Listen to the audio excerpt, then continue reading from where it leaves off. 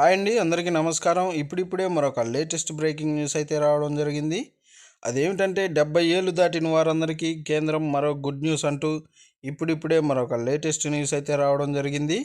అయితే దీని గురించి పూర్తి సమాచారం తెలుసుకోవాలంటే మన వీడియోని ఎక్కడా స్కిప్ చేయకుండా చూసినట్లయితే మనకు పూర్తి సమాచారం తెలుస్తుంది. ఇక లేట్ చేయకుండా వివరాల్లోకి వెళ్దాము.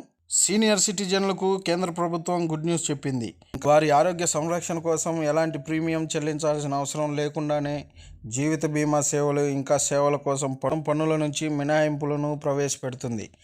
70 ఏళ్ళు పైబడిన సీనియర్ సిటిజన్లు ఆయుష్మాన్ భారత్ పథకం క్రింద 5 లక్షల కవరేజ్ ఇప్పటికే అమలులో ఉంది.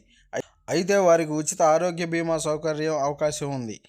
సీనియర్ సిటిజన్లు జీవిత బీమా ప్రీమియర్ ఆరోగ్య బీమాపై జీఎస్టీ ఛార్జ్ తొలగించాలని రాష్ట్ర మంత్రుల బృందాలు వస్తు సేవల పన్నుకు బోర్డు సిఫార్సు చేసింది.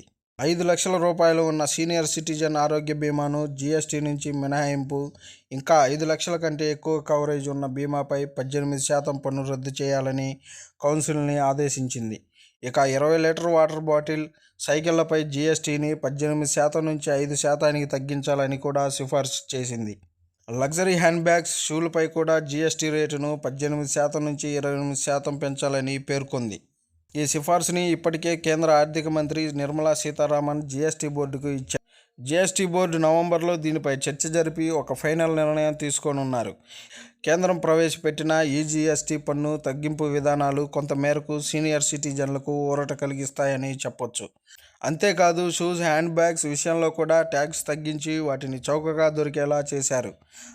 అయితే పన్ను చెల్లింపుపై తుది నిర్ణయం తీసుకోవాల్సి ఉందని తెలుస్తుంది.